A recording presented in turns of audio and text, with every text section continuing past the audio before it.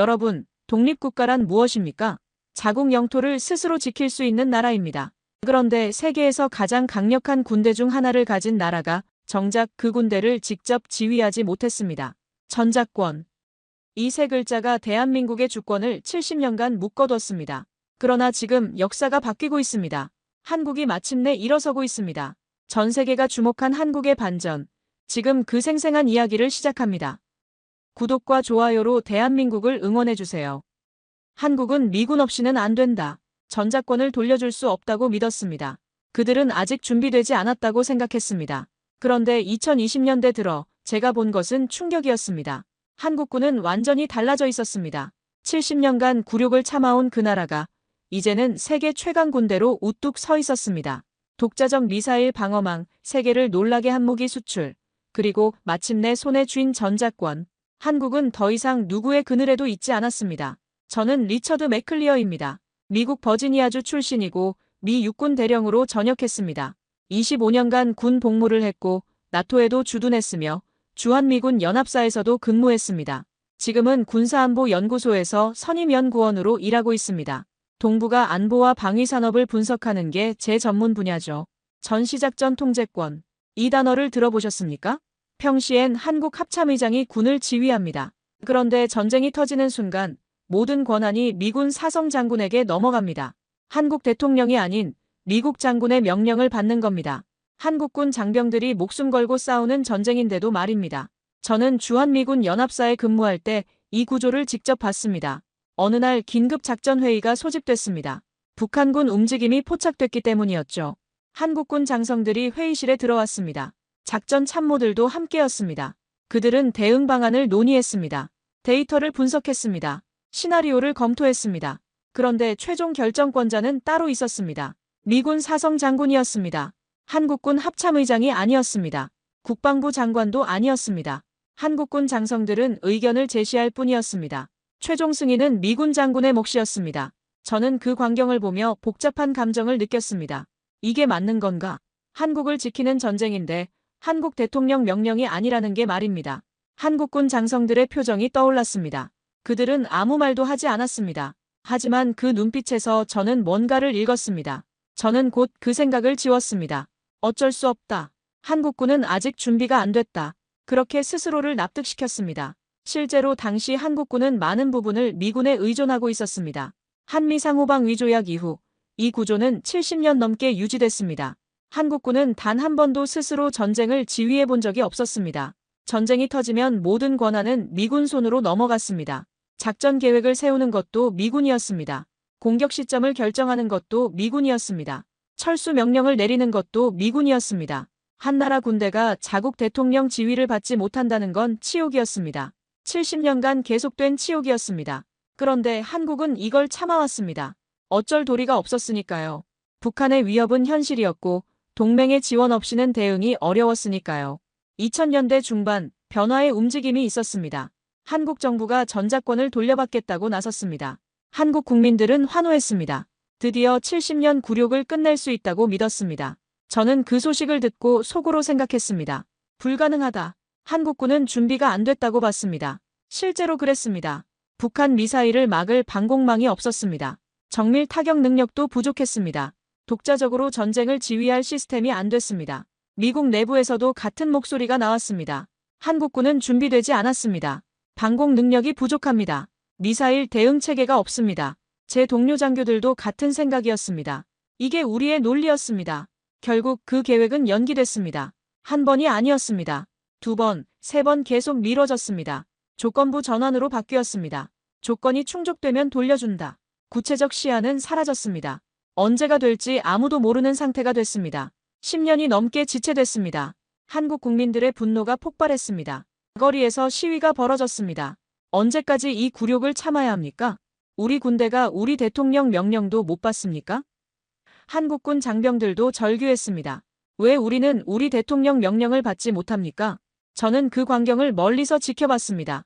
한국인들의 자존심이 얼마나 상했는지 이해할 수 있었습니다. 하지만 저를 비롯한 미군 장교들은 회의적이었습니다. 한국은 아직 멀었다. 독자적 방위는 현실적으로 어렵다. 저는 25년간 군 복무를 하며 한국군의 의존적 모습을 직접 봐왔습니다. 그래서 더 확신했습니다. 전쟁이 터지면 한국 대통령이 아닌 미국 장군이 최종 명령권을 쥐고 있었습니다. 그 구조 속에서 저는 늘 복잡한 감정을 느꼈습니다. 동맹이라지만 이건 평등한 관계가 아니었습니다. 한쪽이 다른 쪽을 완전히 통제하는 구조였습니다.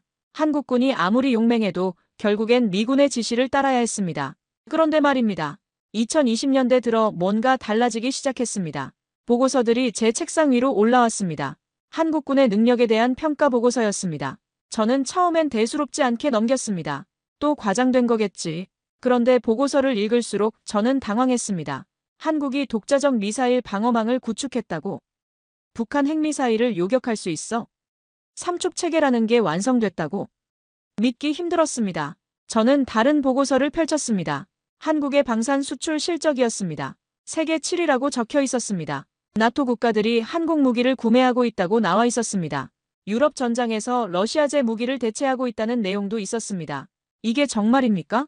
제가 알던 한국이 맞습니까? 하지만 그 모든 전제가 2020년대 들어 완전히 흔들리기 시작했습니다. 내가 알던 한국군은 완전히 달라져 있었습니다. 저는 그날 밤 잠을 이룰 수 없었습니다. 책상 위에 놓인 보고서들이 자꾸 눈에 밟혔습니다.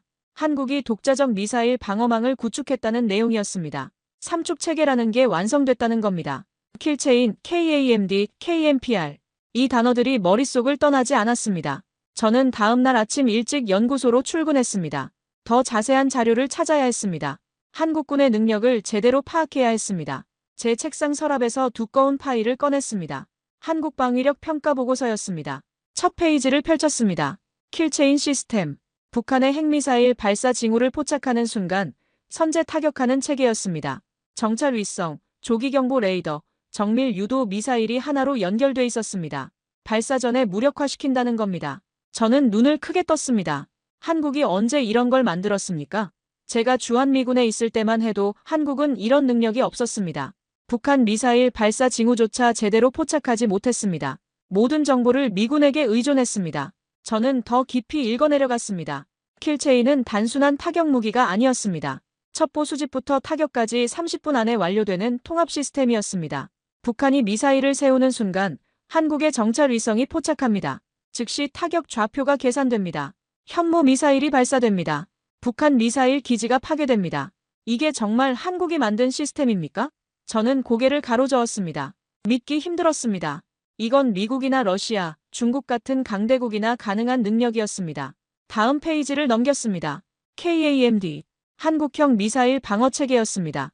적의 미사일이 날아오면 요격하는 시스템이었습니다. 패트리어트, 천궁, 그리고 LSAM. LSAM이라는 단어에서 손이 멈췄습니다. 저는 LSAM에 대한 설명을 읽었습니다. 마하 8.8의 속도로 날아오는 미사일을 요격할 수 있다고 적혀 있었습니다. 고도 100km에서 격추가 가능하다는 겁니다. 이건 사드에 버금가는 수준이었습니다. 믿을 수 없었습니다. 한국이 이런 기술을 갖고 있다니 말입니다. 저는 동료 분석가에게 물었습니다. 이거 확인된 겁니까? 그는 고개를 끄덕였습니다. 실험도 성공했습니다. 영상도 있습니다. 저는 그 영상을 찾아봤습니다. LSAM이 발사되는 장면이었습니다. 하늘로 치솟는 미사일, 그리고 목표물을 정확히 명중시키는 순간 화면이 하얗게 빛났습니다. 이게 정말 한국이 만든 겁니까? 제가 알던 한국군이 맞습니까? 저는 혼란스러웠습니다. 하지만 여기서 더 놀라운 게 있었습니다. 삼축체계의 진짜 의미였습니다.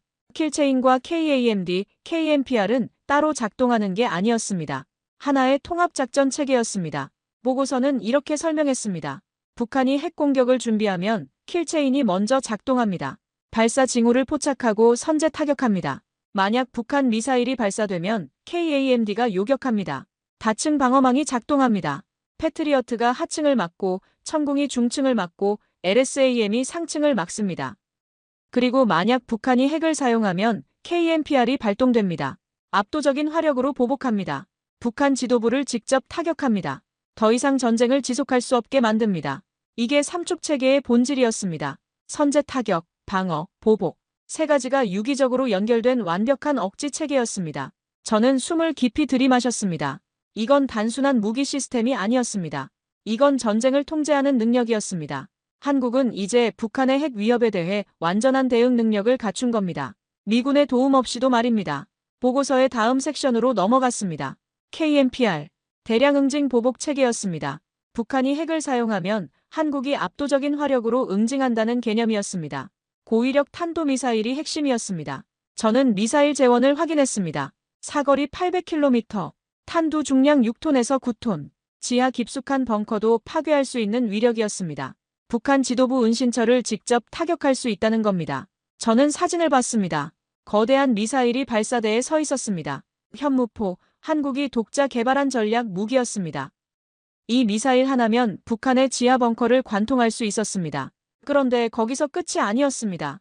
다음 문단에 극초음속 무기 개발 현황이 나와 있었습니다. 마하 5 이상의 속도로 비행하는 미사일이었습니다. 기존 방공망으로는 요격이 거의 불가능하다는 겁니다. 저는 의자에 기댔습니다. 극초음속 무기까지요? 미국과 중국, 러시아만 개발하고 있다고 알고 있었는데 말입니다. 한국도 이 경쟁에 뛰어들었다는 겁니까? 저는 과거를 떠올렸습니다. 10년 전 한국은 미사일 사거리 제한을 받고 있었습니다. 300km가 한계였습니다. 미국과의 협정 때문이었죠. 북한 전역을 타격할 수도 없었습니다. 평양까지 닿지 않았습니다. 그런데 지금은 어떻습니까? 800km 미사일에 극초음속 무기까지 개발하고 있습니다. 저는 다른 보고서를 펼쳤습니다. 한미 미사일 지침 개정 내역이었습니다. 2020년 5월 모든 제한이 해제됐다고 나와 있었습니다. 한국은 이제 원하는 만큼 사거리를 늘릴 수 있게 된 겁니다. 저는 타임라인을 정리해봤습니다. 2020년 제한 해제. 그 후 5년. 한국은 그 5년 동안 무엇을 했습니까? 800km 미사일 개발, 극초음속 무기 연구, LSAM 실전 배치, 삼축 체계 완성. 5년 만에 모든 걸 바꿔놓았습니다. 그 순간 깨달았습니다. 한국은 준비하고 있었던 겁니다. 조용히, 그리고 체계적으로 말입니다. 전자권 환수를 위한 능력을 하나씩 쌓아가고 있었던 겁니다. 제한이 풀리는 순간을 기다렸던 겁니다. 그리고 제한이 풀리자마자 폭발적으로 성장했습니다. 저는 과거 제 생각이 떠올랐습니다. 한국군은 준비되지 않았다. 미군 없이는 버틸 수 없다. 제가 너무 오만하다는 사실을 깨달았습니다. 우리가 아직 이르다고 말하는 동안 한국은 모든 걸 갖춰가고 있었습니다. 킬체인, KAMD, KMPR, 삼축 체계가 완성됐다는 건 무엇을 의미합니까? 한국이 이제 북한의 핵 위협을 독자적으로 억제할 수 있다는 겁니다. 미군의 도움 없이도 말입니다. 선제 타격으로 북한 미사일 발사를 막을 수 있습니다. 발사되면 요격할 수 있습니다. 핵이 사용되면 보복할 수 있습니다. 완전한 전쟁 억지 체계입니다. 한국군이 독자적으로 북한 미사일을 요격할 수 있다는 사실은 제 고정관념을 흔들었습니다. 한때는 불가능하다 생각했지만 지금은 다른 결론을 내려야 할지도 모릅니다. 저는 보고서를 덮었습니다. 그리고 생각했습니다. 내가 틀렸을지도 모른다. 한국은 이미 준비된 것일지도 모른다. 그런데 여기서 더 큰 질문이 떠올랐습니다. 한국의 이런 변화가 동북아 전체에 어떤 의미를 갖는 걸까요? 인도태평양 전략이라는 틀 속에서 말입니다. 미국은 지금 중국을 견제하기 위해 동맹국들을 강화하고 있습니다. 일본, 호주, 필리핀, 그리고 한국. 이들이 중국의 팽창을 막는 방패 역할을 해야 한다는 겁니다. 그런데 한국이 독자적 군사력을 갖추게 되면 어떻게 됩니까? 더 이상 미군에 의존하지 않는 한국. 스스로 방어할 수 있는 한국. 이건 미국 입장에서도 좋은 일이라고 생각했습니다. 한국이 강해지면 동맹 전체가 강해집니다. 중국도 함부로 움직이지 못할 겁니다. 북한도 더 이상 한국을 위협하지 못할 겁니다. 저는 그 순간 한국이 더 이상 동맹의 약한 고리가 아니라는 걸 직감했습니다. 오히려 한국은 이제 전략적 자산이 되고 있었습니다. 그때 제 동료가 다가왔습니다. 리처드, 이것도 봐야 할 것 같습니다. 그가 건넨 건 또 다른 보고서였습니다. 표지에 적힌 제목이 눈에 들어왔습니다. 한국 방산 수출 현황 및 전망. 저는 보고서를 받아들었습니다. 첫 페이지를 펼쳤습니다. 그리고 숨이 멎는 듯 했습니다. 2021년 방산 수출액 46억 달러. 세계 7위였습니다. 제가 본 숫자가 맞습니까? 한국이 무기를 수출하는 나라가 됐다는 겁니까? 얼마 전까지만 해도 한국은 무기를 수입하는 나라였습니다. 미국에서, 유럽에서 무기를 사들이던 나라였습니다. 그런데 지금은 거꾸로 됐습니다. 한국이 무기를 파는 나라가 된 겁니다. 그것도 세계 7위 규모로 말입니다. 저는 그 숫자가 의미하는 바를 곱씹었습니다. 세계 7위. 이건 단순한 순위가 아니었습니다. 이건 한국이 이제 글로벌 방산 시장의 주요 플레이어가 됐다는 증거였습니다. 미국, 러시아, 프랑스, 독일, 중국, 영국 다음이 한국이라는 겁니다. 불과 10년 전만 해도 한국은 탑10에도 들지 못했습니다. 그런데 지금은 7위입니다. 그리고 상승세는 계속되고 있었습니다. 저는 보고서를 계속 읽어내려갔습니다. 수출 품목 리스트가 나왔습니다. K2 흑표 전차, K9 자주포, 천공 방공 미사일, FA-50 경공격기, 그리고 눈에 띄는 문장이 있었습니다. 폴란드, K2 전차 180대 구매 계약 체결 호주, K9 자주포 30문 도입, 이집트, K9 자주포 협력 생산 논의 중. 나토 국가들이 한국 무기를 사고 있었습니다. 중동 국가들도 관심을 보이고 있었습니다. 저는 동료를 쳐다봤습니다. 이거 확인된 겁니까?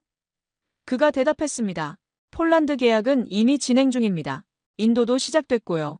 저는 할 말을 잃었습니다.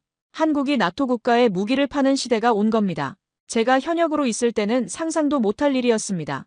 그 순간 문득 생각이 들었습니다. 우크라이나 전쟁, 러시아의 침공 이후 유럽은 군비를 확충하기 시작했습니다. 그런데 러시아제 무기는 쓸 수 없게 됐습니다. 독일제는 생산이 느렸습니다. 미국제는 가격이 비쌌습니다. 그때 등장한 게 한국 무기였습니다. 성능도 검증됐고 가격도 합리적이었습니다. 무엇보다 빠른 납기가 가능했습니다. 유럽 국가들이 한국 무기를 선택한 이유를 이해할 수 있었습니다. 저는 동료에게 물었습니다. 한국 측과 직접 접촉해본 사람 있습니까? 그가 고개를 저었습니다. 아직 없습니다. 하지만 필요하다면 채널을 열 수 있을 겁니다. 저는 고개를 끄덕였습니다. 한국 측 전문가들과 대화가 필요했습니다. 보고서만으로는 부족했습니다. 현장의 목소리를 직접 들어야 했습니다. 한국이 정말로 준비됐는지 말입니다. 몇 주 뒤, 저는 폴란드 바르샤바에 있었습니다. 나토 방위산업 박람회가 열렸기 때문이었습니다. 유럽 각국의 군 관계자들이 모여 있었습니다. 저는 그곳에서 한국 무기를 직접 보게 됐습니다. 전시장 한쪽에 한국 부스가 있었습니다. 생각보다 컸습니다. K2 흑표 전차가 전시돼 있었습니다. K9 자주포도 보였습니다. 천공 방공 미사일 모형이 있었습니다. 그리고 LSAM 설명 패널도 눈에 띄었습니다. 저는 K2 전차 앞에 멈춰 섰습니다. 검은색 위장 도색이 인상적이었습니다. 120mm 활강포가 위압감을 줬습니다. 1500마력 엔진, 자동장전 장치, 능동 방호 시스템. 제원표를 보며 저는 감탄했습니다. 이게 한국이 만든 전차라니 독일의 레오파르트나 미국의 에이브람스와 비교해도 뒤지지 않았습니다. 아니, 어떤 면에서는 더 앞서 있었습니다. 한국 부스 담당자가 다가왔습니다. 관심 있으십니까? 저는 고개를 끄덕였습니다. 미국에서 왔습니다. 군사 전문가입니다. 그는 미소를 지었습니다. 폴란드군이 180대를 주문했습니다. 첫 인도군이 이미 도착했고요. 저는 놀랐습니다. 벌써 인도가 시작됐습니까? 네. 한국의 생산 속도는 빠릅니다. 납기 준수율도 높고요. 한국 방산 자립률이 70%를 넘어서면서 독자 생산 체계가 완성됐습니다. 70%. 이 숫자가 의미하는 바를 저는 알고 있었습니다. 무기를 만드는 데 필요한 부품의 70%를 자체 생산한다는 겁니다. 더 이상 외국에 의존하지 않는다는 뜻이었습니다. 저는 K9 자주포 쪽으로 걸어갔습니다. 155mm 곡사포였습니다. 분당 6발 사격이 가능하다고 적혀 있었습니다. 사거리는 40km 이상이었습니다. 담당자가 설명을 이어갔습니다. K9은 이미 10개국 이상이 운용하고 있습니다. 호주, 폴란드, 노르웨이, 핀란드, 에스토니아, 나토 국가들이었습니다. 유럽 국가들이 한국 무기를 선택하고 있었습니다. 이게 현실이었습니다. 저는 LSAM 설명 패널 앞에 섰습니다. 마하 8.8 요격 능력, 고도 100km 방어 가능, 4등급 성능. 이 문구들이 눈에 들어왔습니다. LSAM은 현재 한국군에 배치 중입니다. 담당자가 말했습니다. 이미 여러 나라에서 도입 문의가 들어오고 있습니다. 저는 숨을 들이켰습니다. 보고서로만 봤던 LSAM. 그게 실제로 배치되고 있었고 수출까지 논의되고 있었습니다. 저는 다른 참관객들을 관찰했습니다. 폴란드군 장교들이 한국 부스 앞에 모여 있었습니다. 그들은 진지한 표정으로 설명을 듣고 있었습니다. 질문도 쏟아냈습니다. 한 폴란드 장교가 말했습니다. 러시아 위협이 현실화된 지금 우리에게 필요한 건 검증된 무기입니다. 한국 무기는 그 요구를 충족시킵니다. 저는 그 말을 곱씹었습니다. 검증된 무기. 한국 무기가 검증됐다는 겁니까? 담당자가 설명했습니다. K9은 실전 경험이 있습니다. 중동 지역에서 운용되며 성능이 입증됐죠. K2도 각종 시험에서 우수한 결과를 보였고요. 저는 고개를 끄덕였습니다. 한국 무기는 이제 단순한 수출품이 아니었습니다. 전장에서 검증된 전력이었습니다. 그때 나토군 관계자 한 명이 다가왔습니다. 노르웨이군 대령이었습니다. 그는 한국 담당자에게 말했습니다. 솔직히 말하겠습니다. 한국 무기 없이는 우리가 버틸 수 없습니다. 러시아가 코앞인 상황에서 빠르게 전력을 보강할 수 있는 건 한국 무기뿐입니다. 저는 나토군 관계자들의 입에서 이런 말을 직접 듣게 됐습니다. 충격이었습니다. 유럽 장교들이 한국산 아니면 안 된다고 말하는 순간 제 생각은 완전히 달라졌습니다. 독일 군 관계자도 다가왔습니다. 그는 물었습니다. KF-21 전투기는 언제 실전 배치됩니까? KF-21. 저는 귀를 기울였습니다.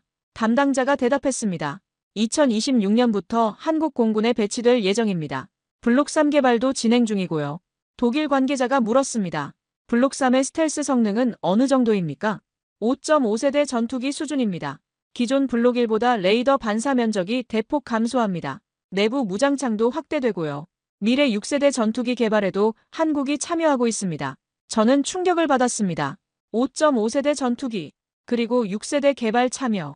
한국이 정말로 그 수준까지 올라갔다는 겁니까? 미국의 F-35가 5세대입니다.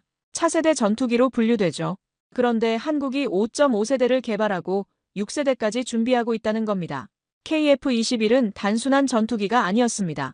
그것은 한국이 미래 공중전을 선도하겠다는 선언이었습니다. 더 이상 미국 전투기를 수입하는 나라가 아니라 스스로 하늘을 지배할 무기를 만드는 나라가 된 겁니다. 저는 그 자리에 멍하니 서 있었습니다. K2와 K9, 그리고 KF-21. 이것들은 이제 세계 군사 무대의 새로운 표준이 되고 있었습니다. 유럽 전장에서, 중동 사막에서 한국 무기가 러시아제를 대체하고 있었습니다.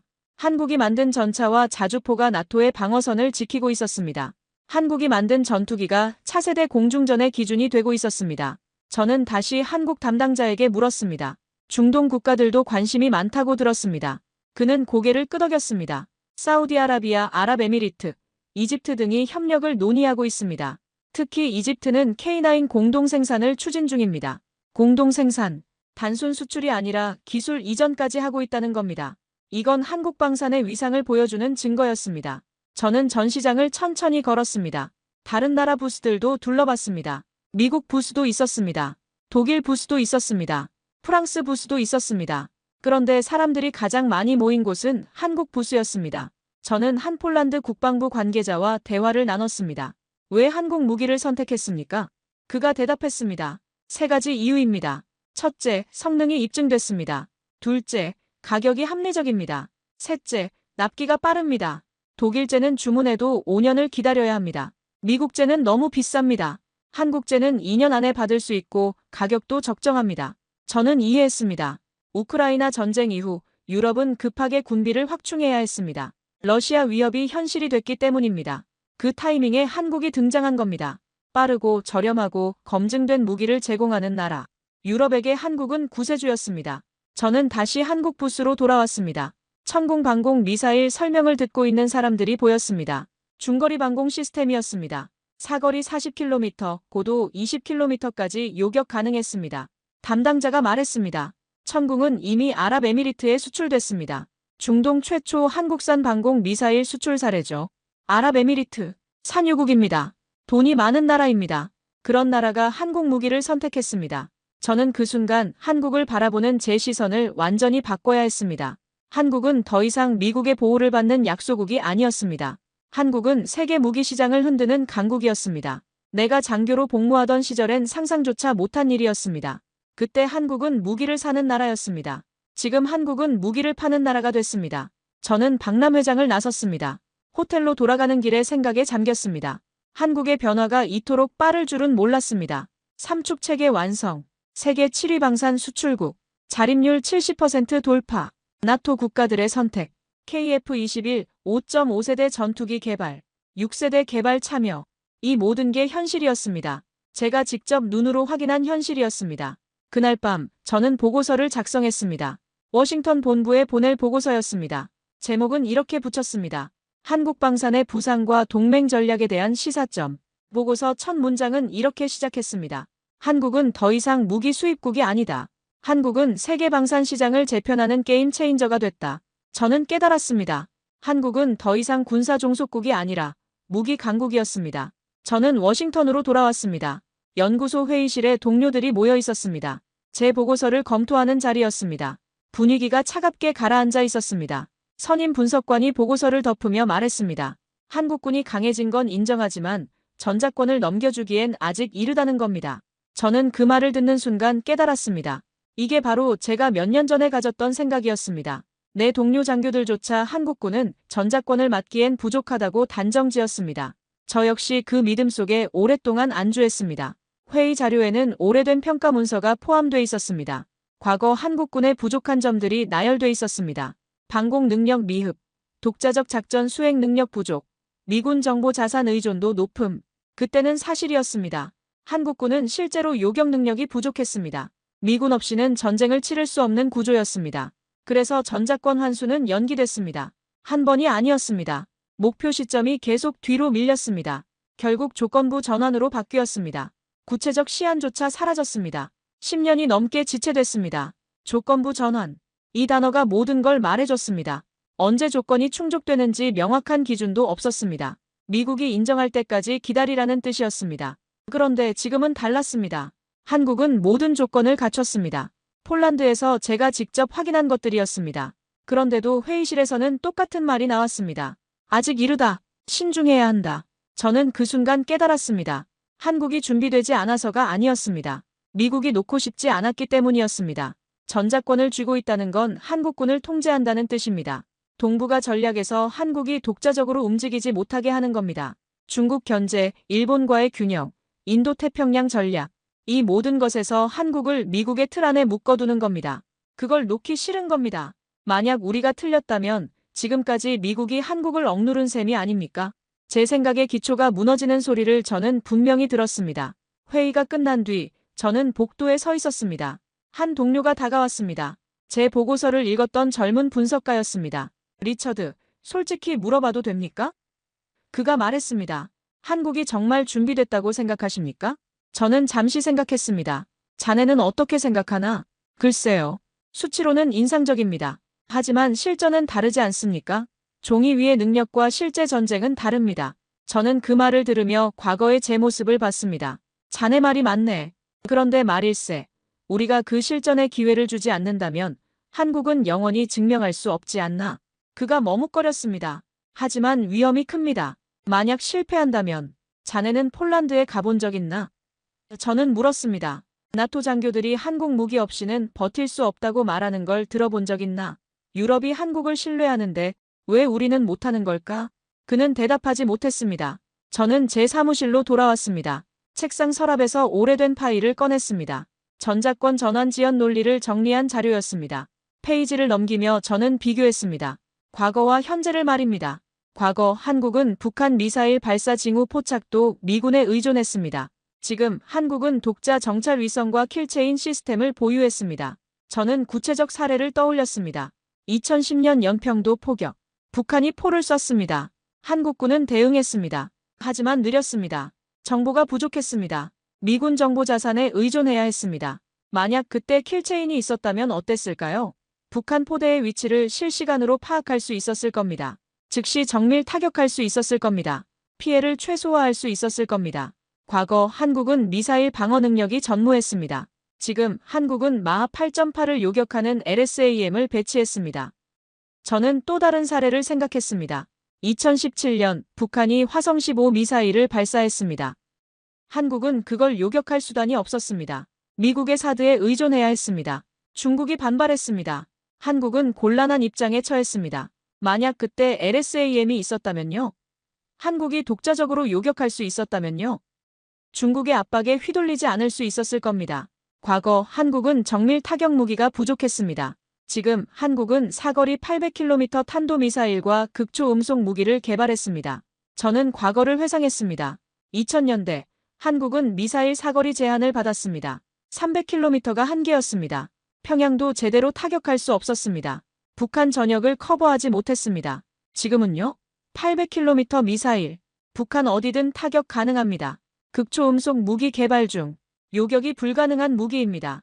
과거 한국은 무기를 수입하는 나라였습니다. 지금 한국은 세계 7위 방산 수출국이 됐습니다. 저는 숫자를 떠올렸습니다. 2010년 한국 방산 수출액은 10억 달러가 안 됐습니다. 2021년 46억 달러, 4배 이상 증가했습니다. 그리고 상승세는 계속됐습니다. 과거 한국의 방산 자립률은 낮았습니다. 지금 한국은 70%를 넘어섰습니다. 저는 구체적 예시를 생각했습니다. 과거 한국 전차는 독일 엔진을 썼습니다. 전투기는 미국에서 수입했습니다.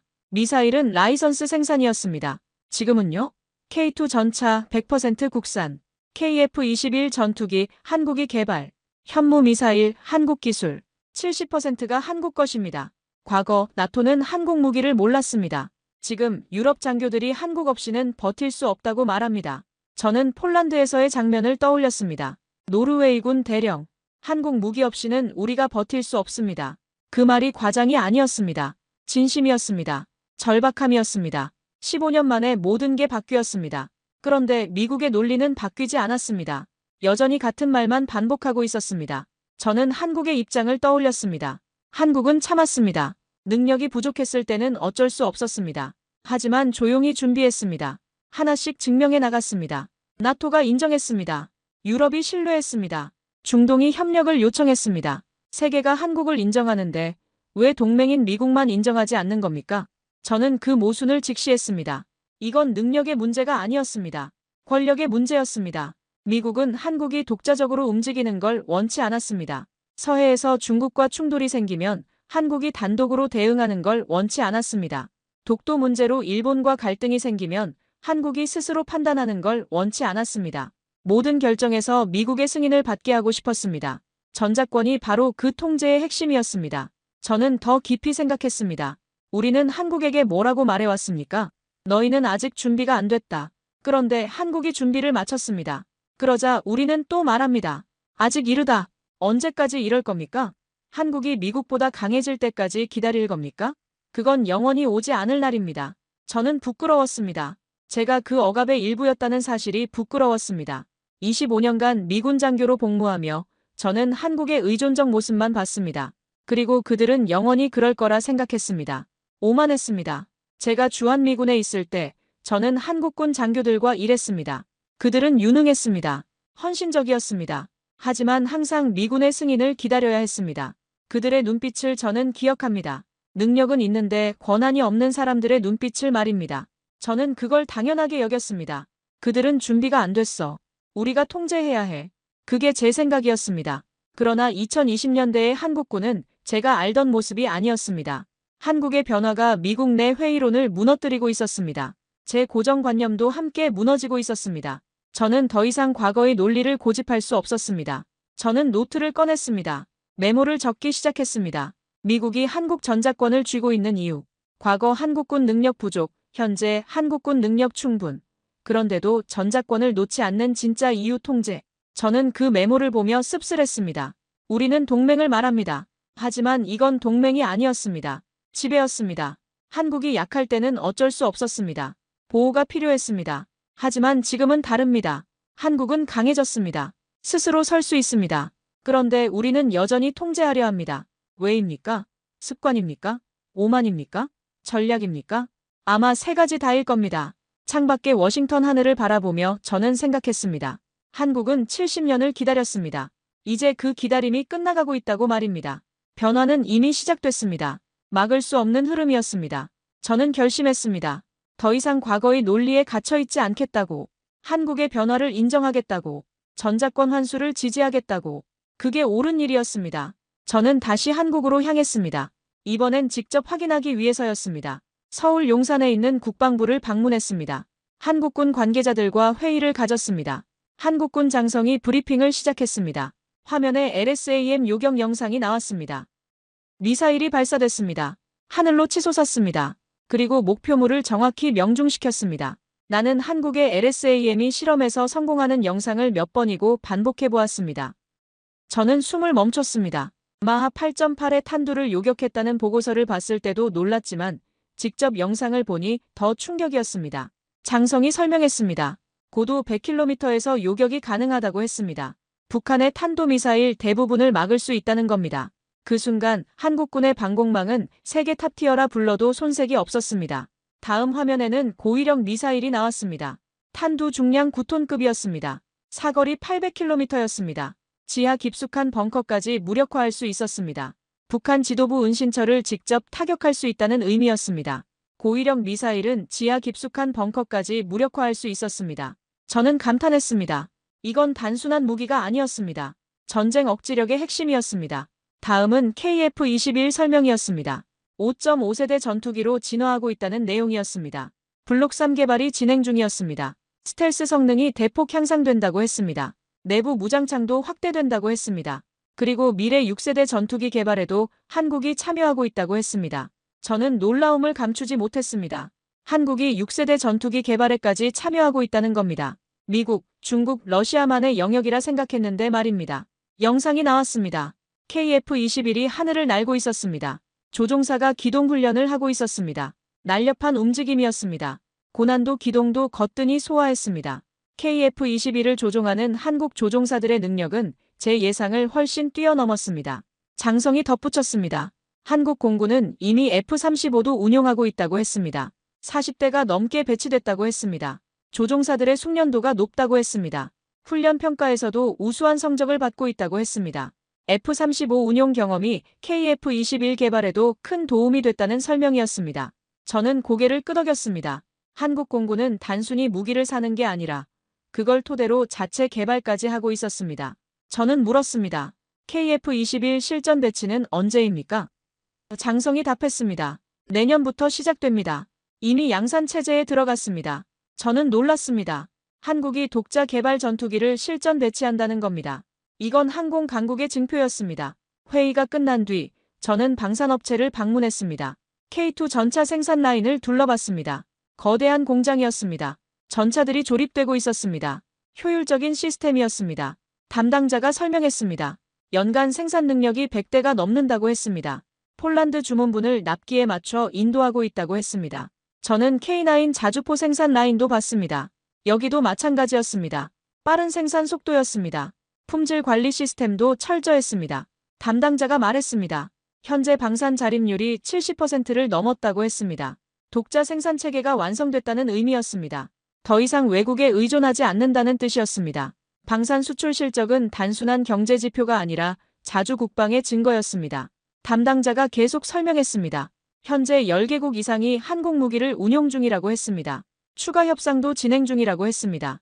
중동, 동남아, 유럽 전역에서 문의가 들어온다고 했습니다. 저는 깨달았습니다. 한국은 더 이상 무기를 수입하는 나라가 아니었습니다. 세계가 찾는 방산 강국이었습니다. 그날 저녁, 저는 호텔로 돌아왔습니다. 창밖으로 서울 야경이 보였습니다. 불빛이 가득했습니다. 저는 노트북을 열었습니다. 보고서를 작성하기 시작했습니다. 한국군 능력평가 및 전작권 전환 시사점. 첫 문장을 이렇게 썼습니다. 한국군은 독자적으로 전쟁을 지휘할 능력을 갖췄다. 과거의 저라면 절대 쓰지 못했을 문장이었습니다. 저는 계속 타이핑했습니다. LSAM의 요격 능력을 언급했습니다. 마하 8.8 고도 100km. 이 수치들이 의미하는 바를 설명했습니다. 고위력 미사일의 타격 능력을 분석했습니다. 9톤급 탄두, 사거리 800km. 북한 지도부를 직접 타격할 수 있는 능력이었습니다. KF-21의 진화 과정을 서술했습니다.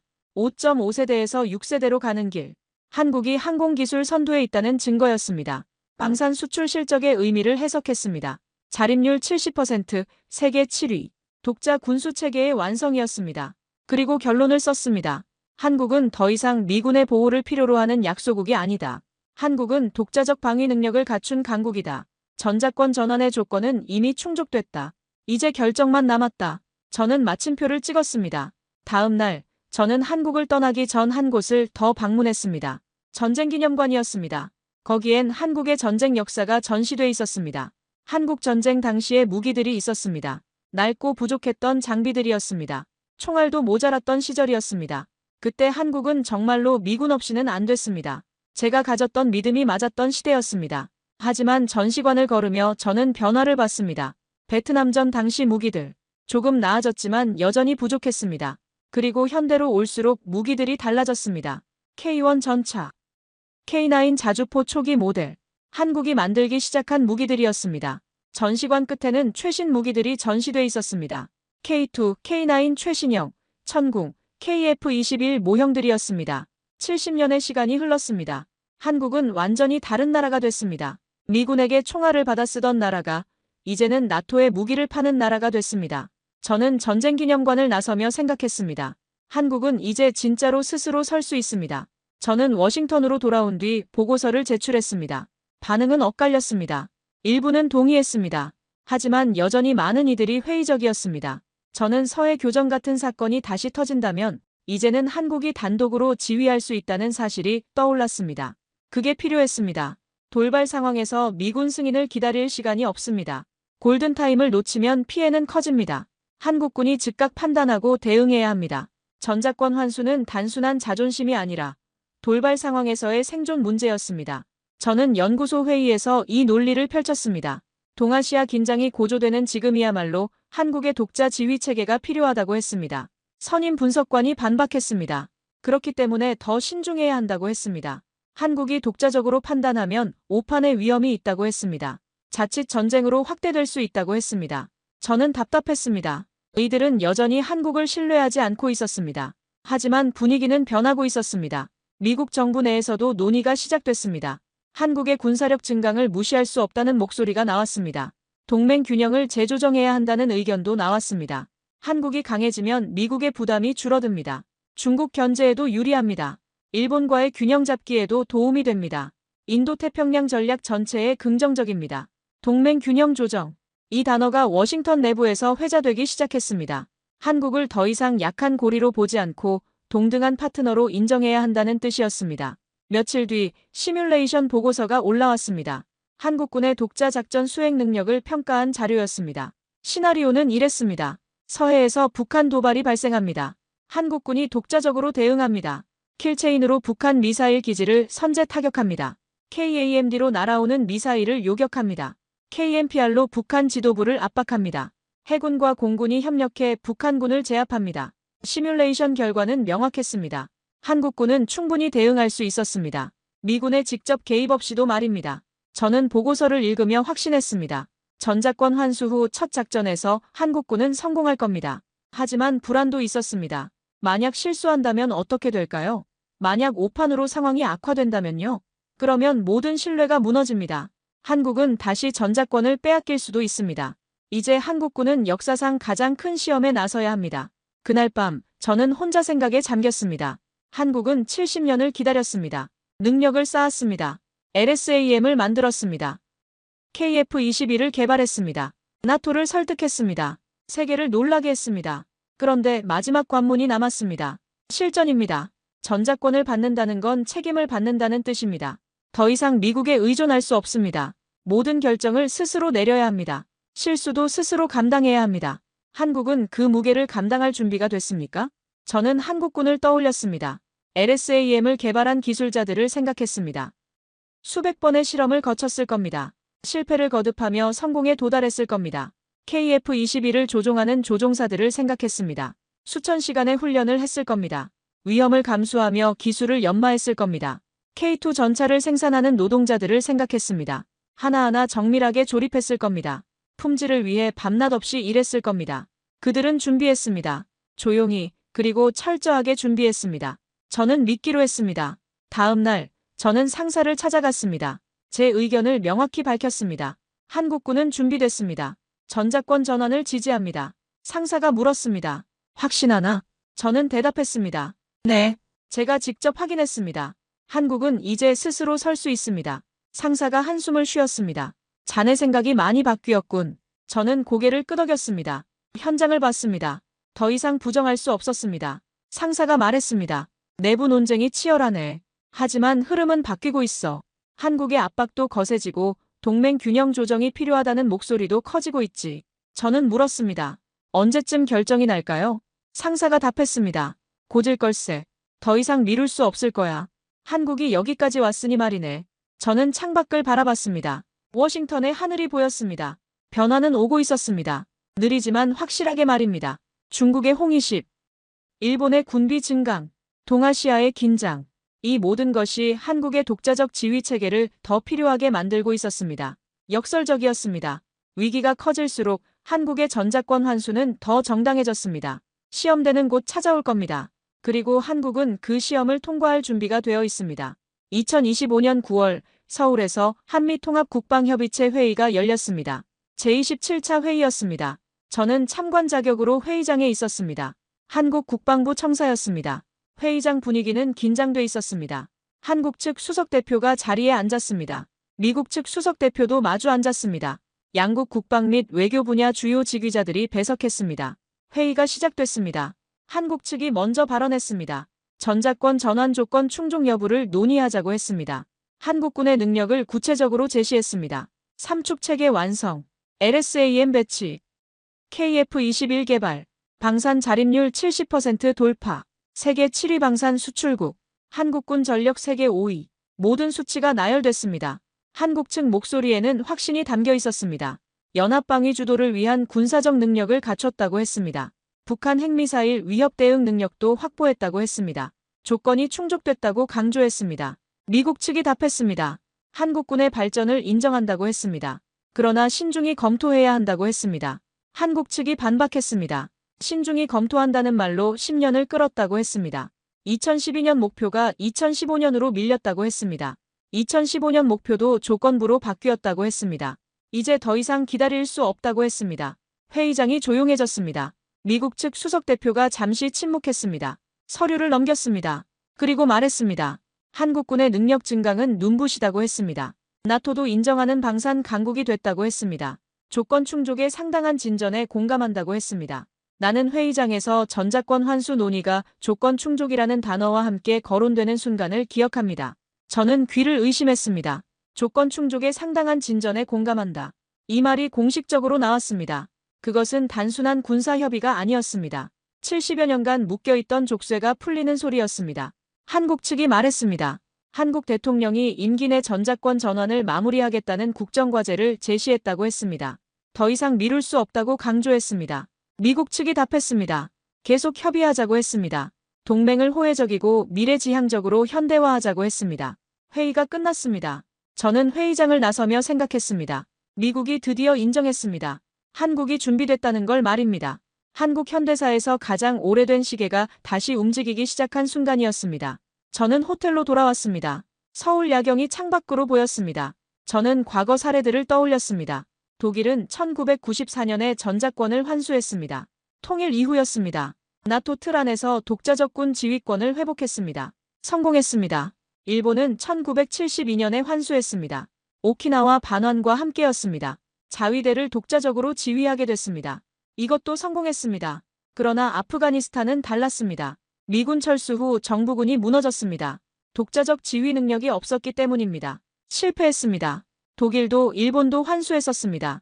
그러나 한국의 길은 더 빠르고 더 강력했습니다. 독일은 나토 틀 안에서 움직입니다. 단독작전은 제한적입니다. 동맹 승인이 필요합니다. 일본은 평화헌법에 묶여 있습니다.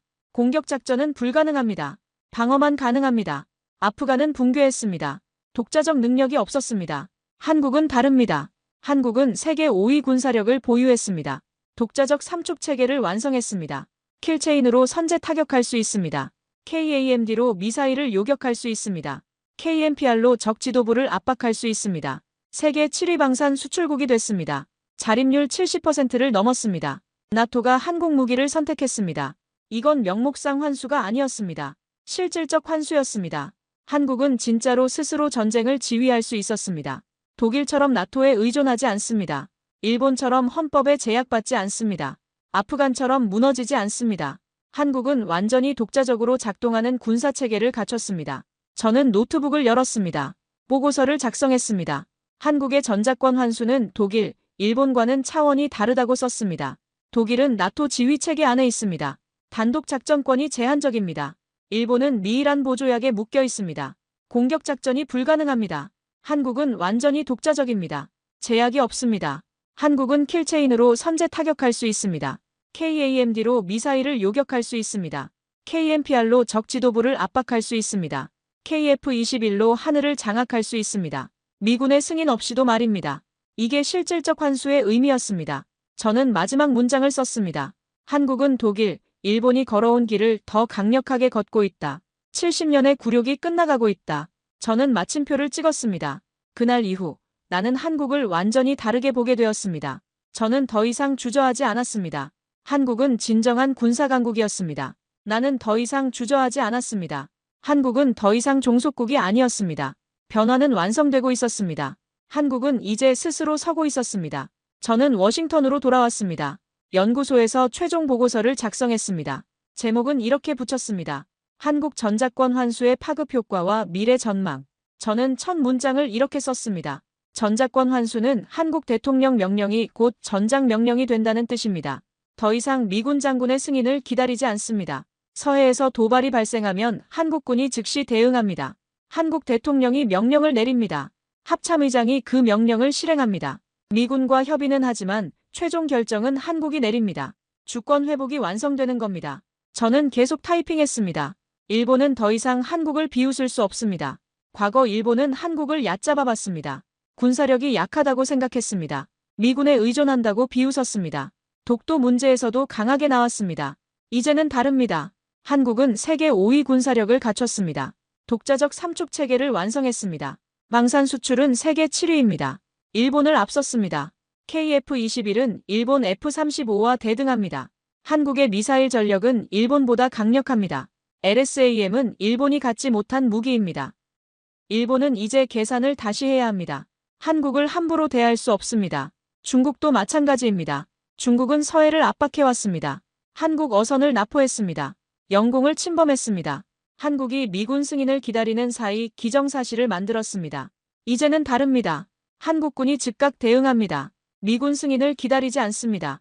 한국 대통령 명령이 곧 전장 명령입니다. 서해는 더 이상 중국 마음대로 할 수 있는 공간이 아닙니다. 중국도 계산을 다시 해야 합니다. 저는 다음 섹션으로 넘어갔습니다. 나토와 중동의 반응입니다. 한국의 전자권 환수 소식이 전해지자 나토가 주목했습니다. 유럽 군사 전문가들이 분석했습니다. 한국이 완전한 군사 주권을 회복했다고 평가했습니다. 독일, 일본과는 다른 차원이라고 했습니다. 중동도 반응했습니다. 사우디아라비아가 한국 무기 추가 도입을 타진했습니다. 아랍에미리트도 협력 확대를 요청했습니다. 이유는 명확했습니다. 한국이 완전히 독자적인 군사 강국이 됐기 때문입니다. 미국의 승인 없이도 무기를 개발하고 수출할 수 있기 때문입니다. 글로벌 방산 시장이 재편되고 있었습니다. 한국 무기 수요가 폭발적으로 증가할 겁니다. 나토 시장에서 한국의 점유율이 높아질 겁니다. 중동 시장에서도 한국이 주도권을 잡을 겁니다. 저는 다음 내용을 썼습니다. LM2 개발입니다. 한국은 LSAM을 넘어서는 방공체계를 개발하고 있습니다. LM2입니다. 4등급 성능을 목표로 개발하고 있습니다. 중동 국가들과 공동 개발을 추진하고 있습니다. 이건 단순한 무기 개발이 아닙니다. 한국의 기술 자립을 입증하는 겁니다. 미국 기술에 의존하지 않는다는 증거입니다. 사드는 미국 무기입니다. 한국이 도입했지만 통제권은 미국에 있습니다. 중국이 반발했을 때 한국은 제약을 받았습니다. LM2는 다릅니다. 한국이 독자 개발합니다. 통제권도 한국에 있습니다. 중국이 반발해도 상관없습니다. 이게 자주국방의 완성입니다. 저는 마지막 섹션을 작성했습니다. 결론입니다. 나는 한국 대통령의 명령이 곧 전장의 명령이라는 사실을 곱씹으며 전율을 느꼈습니다. 70년 동안 한국은 이 순간을 기다렸습니다. 자국 군대를 자국 대통령이 지휘하는 날을 말입니다. 이제 그날이 왔습니다. 일본은 더 이상 한국을 조롱할 수 없습니다. 중국도 이제 계산을 다시 해야 합니다. 나토는 한국을 동등한 파트너로 인정합니다. 중동은 한국과 협력을 원합니다. LM2는 단순한 방공체계가 아니었습니다. 그것은 한국의 기술 자립 선언이었습니다. 동북아 전략 지형이 완전히 바뀌었습니다. 한국은 더 이상 지역 강국이 아닙니다. 한국은 세계 군사 질서를 흔드는 강대국입니다. 저는 확신합니다. 한국은 이제 세계 안보의 주인공입니다. 저는 마침표를 찍었습니다. 그리고 창밖을 바라봤습니다. 워싱턴의 하늘이 보였습니다. 저는 25년간 미군 장교로 복무했습니다. 한국군이 늘 의존적인 동맹이라 믿어왔습니다. 그러나 지금의 한국은 완전히 달라졌습니다. 전자권 환수는 단순한 지휘권 문제가 아닙니다. 그것은 한국 대통령의 명령이 곧 전장에 울려 퍼지는 주권의 상징입니다. 나토가 한국을 바라보는 눈이 달라졌습니다. 중동이 한국을 바라보는 눈이 달라졌습니다. 우리 미국이 한국을 바라보는 눈도 달라졌습니다. 저는 이제 주저없이 말합니다.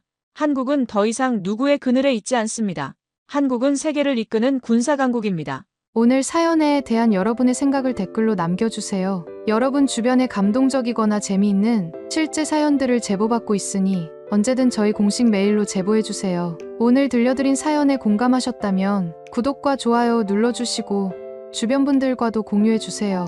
여러분의 작은 관심과 응원이 영상 제작에 큰 힘이 됩니다. 오늘도 여러분의 하루의 작은 즐거움이라도 되었기를 바라며 지금까지 감동뭉클이었습니다. 끝까지 시청해주셔서 감사합니다. 다음에 더 감동적인 사연으로 찾아뵙겠습니다.